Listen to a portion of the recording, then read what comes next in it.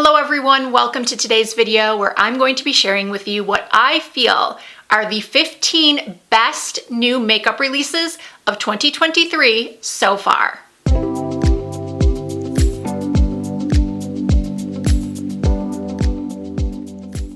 So this video is a little overdue. I meant to record this video back in June when we were about 6 months into the year because that just makes sense, do a half yearly favorites or best of. But you know, as it tends to do, time just got away from me and I had other videos I needed to film for whatever reason and I just didn't get around to it. So I tossed around whether or not I should actually even do this video, but I thought, why not? I'm just a couple of months late. It's only the very beginning of September. I think I might put this video up around August 31st. I also think it will be interesting to see if these are still my top 15 4 months from now in December, because we all know that the fall is when makeup companies tend to put out a lot of new releases. As you might expect, it was not that easy for me to narrow down to a top 15. And these types of videos I know can be quite polarizing because everyone has their own favorites, and a lot of times you love something so much that you would expect it to be in a video like this, and when it isn't, you sort of either question yourself or you question that influencer, like, what is she thinking? Why doesn't she love this product as much as I do? Or how could she love that product? It's horrible. So obviously everything I share with you today, all of my thoughts are just my personal opinions based on years and years of testing products. But also keep in mind, especially when it comes to foundations, that I have oily skin and I also live in a dry climate. So that's important to note when you're listening to me review a product or talk about my favorites. All right, let's get into this. I'm going to begin in order of what I put on my face today. By the way, some categories do have multiple products. So starting off with this primer from L'Oreal. This is the Prime Lab 24-Hour Matte Setter. L'Oreal came out with a few different primers this year, each addressing different issues like oiliness, like redness, like dehydration. And being that I am oily, this is the one that I was most excited to try and was so pleasantly surprised to see just how effective it actually is at controlling oil. Unfortunately, there are a lot of primers out on the market, high-end, mid-end, and drugstore, that are not effective at controlling oil. This one is. Now, I did recently talk about a pore refining primer that I've been loving from Amazon, and someone asked me which one I prefer, the one I got on Amazon from the brand Elizabeth Mott, or this one by L'Oreal. And what I responded to her was that the Elizabeth Mott is better for refining the pores, but this one is better for oil control. If you have oily skin or maybe combination skin that just gets shiny through the T-zone, I highly recommend this primer. Okay, the next 3 products are all foundations. The first one will come as no surprise to anyone who saw one of my more recent videos where I compared this to Estee Lauder Double Wear. This is the Smashbox Always On Foundation. I love this foundation. I feel that it is one of the best long-wearing foundations on the market right now. If you need your foundation to last 10, 12, 16, 18 hours, and perhaps you didn't like Estee Lauder Double Wear, it was too drying for you, you have more combination to dry skin, and you need something that has hyaluronic acid in it that will help your skin maintain its moisture levels, then I would recommend trying this one from Smashbox. The coverage is excellent. As I just said, the longevity is there. The only thing that could be improved with this foundation is the color range. I received a lot of comments on that video, which once again I will have linked if you want to see the demo and comparison between this and Double Wear. A few people did mention that they struggled to find their shade in this foundation. To be honest with you, for the longest time, I struggled to find my shade in Double Wear. In fact, I still, more often than not, will mix 2 shades. The shade I wear in the Always On, the Smashbox, is L20N. Overall, I love, love, love this foundation. I also love, and I know this is very controversial, I feel that the new formula of Lancome Tanti Dole Ultra Wear is better than the original. I said this in my original review of this foundation from a couple of months ago, and I'm going to say it again.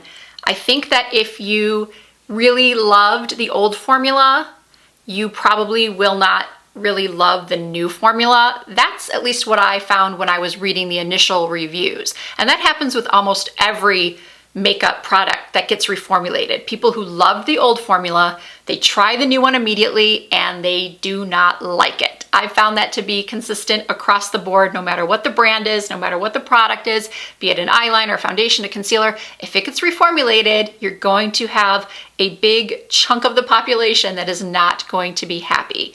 I always thought the original Tanti Dole Ultra Wear was just okay. It wasn't my favorite. I didn't find myself reaching for it over all of the other foundations I have in my collection, but I do find myself reaching for the new formula.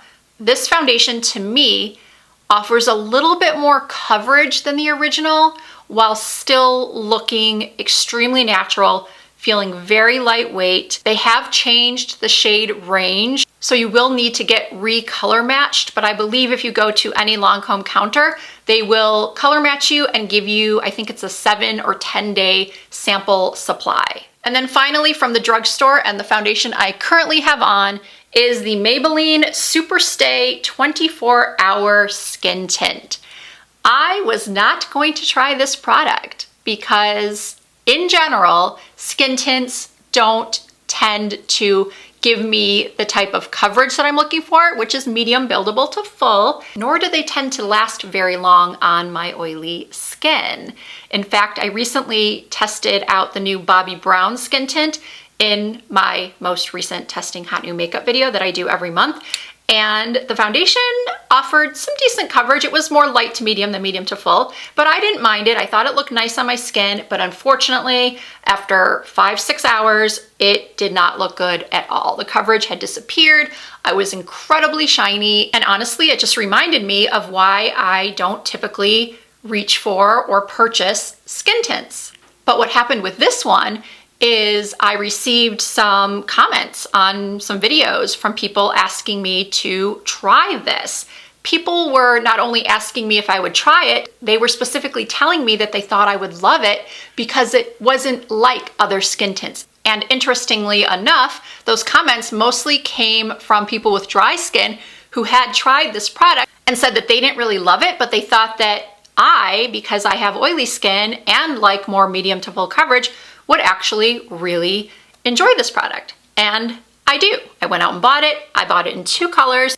I have shades 120 and 220. I did mix them together today. The only thing I don't like about this foundation is the dropper applicator. I'm not a big fan of dropper applicator foundations. I get it. It is a skin tint. It's a serum type of product, but I'm going to order some universal pumps from Amazon to put in here because I just prefer that method. So you may have noticed a pattern here. I tend to like long wearing foundations. I think we all do. Okay, moving on to concealers, I have one high-end favorite and one drugstore favorite. For high-end, I'm going with the Natasha Denona High Glam. This concealer is so good. It's creamy, it feels hydrating under the eye, it offers great coverage, it comes in a wide variety of shades. I really like the angled applicator. In fact, my drugstore favorite has the same angled applicator. It's just a little shorter. And my drugstore favorite is the Revolution IRL Filter Finish Soft Matte Concealer. Everything I love about the Natasha Denona is what I love about the Revolution. As you can hopefully see, the consistency is very similar. This is a 16-hour concealer, so if you've been hearing influencers like me rave about this Natasha Denona concealer, but it's just not in your budget, please do yourself a favor and try the Revolution IRL Filter Finish Concealer. Don't try the foundation though. I have that sitting right here. This IRL foundation was horrible. A brand I have really fallen in love with this year is Give by Gwen Stefani.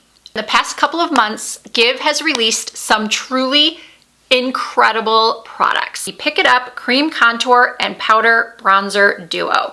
I purchased it in the shade Smokin'. Now I bought this when I was in Hawaii back in May and I was doing a lot of self-tanning regularly. So I was wearing a little bit of a darker foundation and this was the perfect duo for me at the time. As you can see here, I'm still using it, but I probably could go one shade up to, I think it's called Toastin'.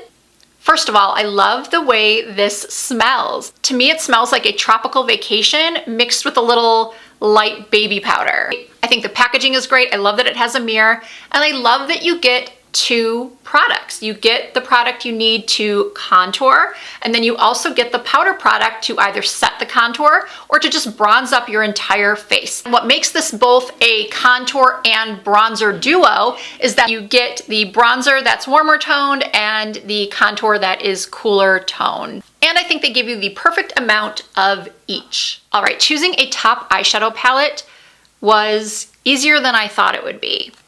Simply because there weren't a lot of new eyeshadow palettes out this year. Maybe I'm wrong. I could be wrong. When I looked back at all of my testing hot new makeup videos, there really weren't that many new eyeshadow palettes, at least not ones that I felt deserved a ranking in this video. And now that I think about it, this palette is so new.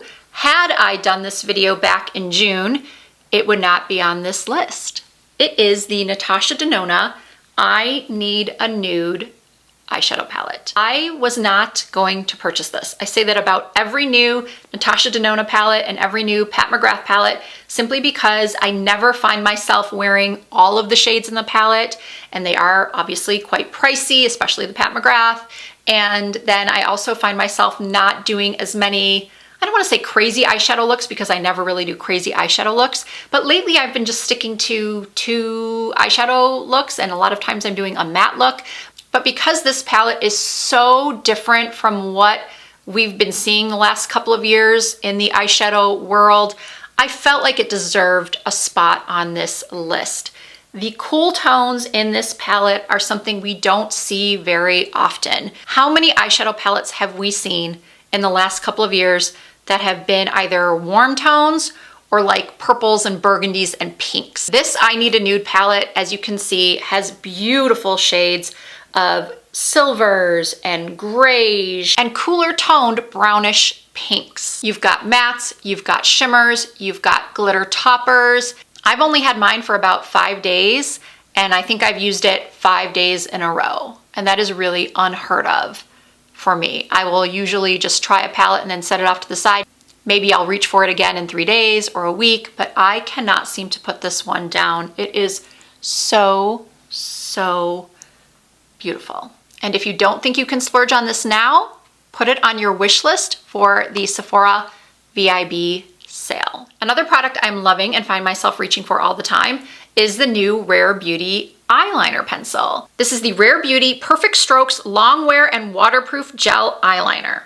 I use this to tightline under my lashes, and it does not, number 1, disappear, and number 2, it doesn't transfer to the lower lash lines. How many times have you used an eye pencil and tightlined, and then 2 minutes later, it's in your lower lash line, and you're thinking, I did not want it there, I just wanted it on the upper lash line.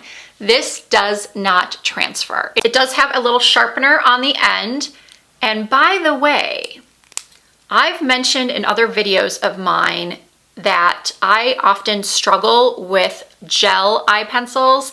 My eyes tend to feel very heavy and get irritated with pretty much all the gel eye pencils I've ever used over the years. And this is the first one that has not only lasted, but also does not irritate my eyes. Next up, Benefit Fan Fest Mascara.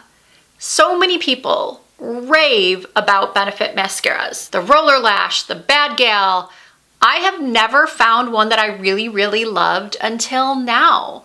This Fan Fest I tested out in my August testing hot new makeup video, and you could see in that video how wowed I was from first swipe of this mascara. It's like my eyebrows, my lashes are blonde, thin, and sparse.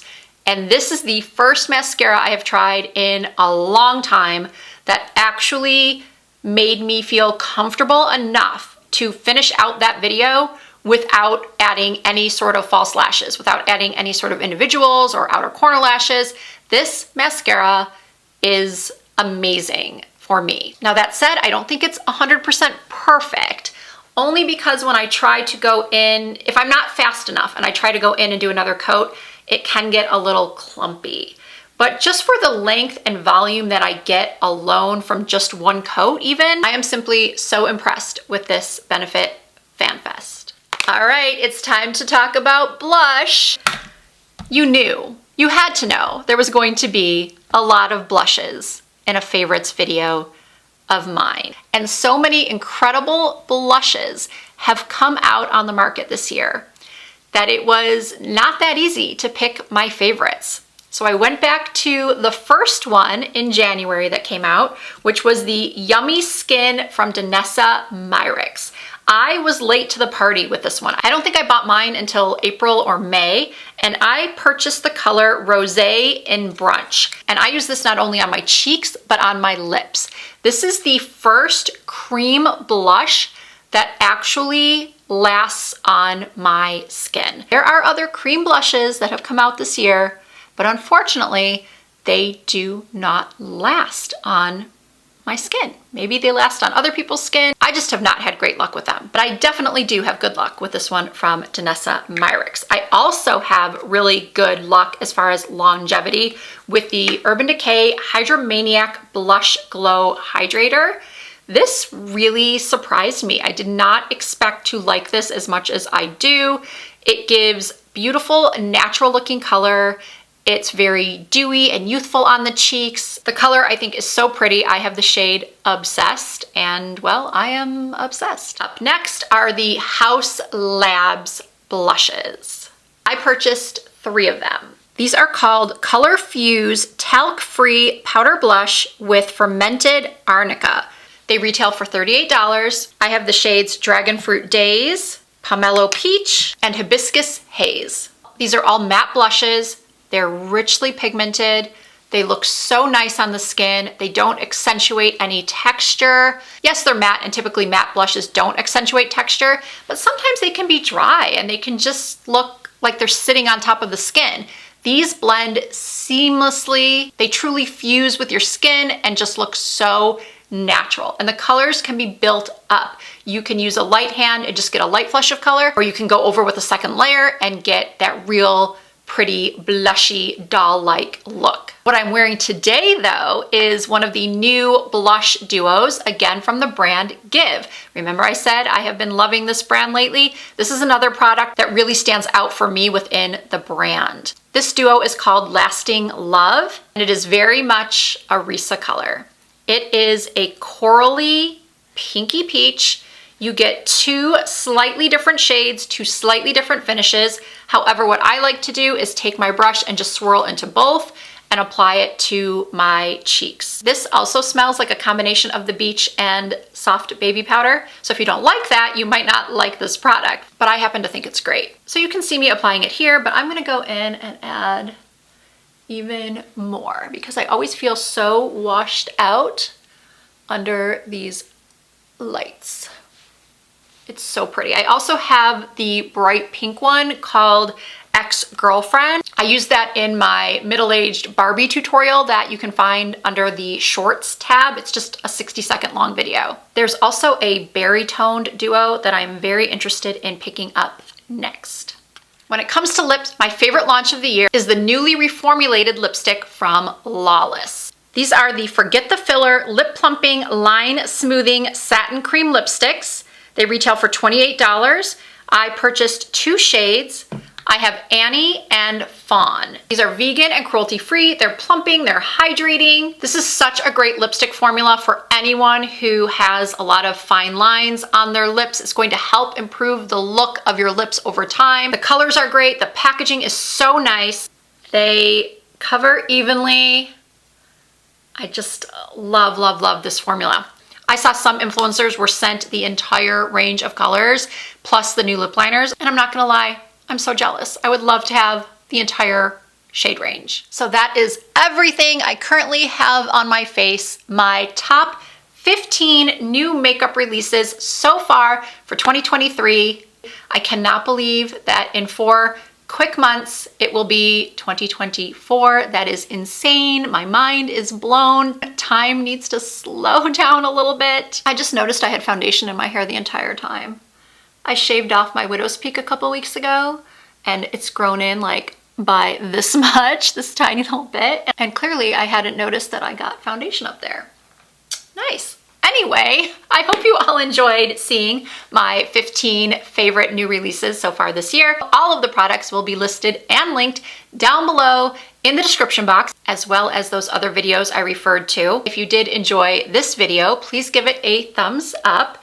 And if you're not already subscribed to my channel, you are going to want to do so. So in a couple of months, you can find out which of these products made the cut for my end of the year, my full year favorites. All you have to do is hit that subscribe button. I do upload new content at least twice per week. You can also find more content from me over on TikTok and Instagram. My username is the same everywhere. It's Risa Does Makeup. Thank you all so much for watching. I hope to see you in my next video.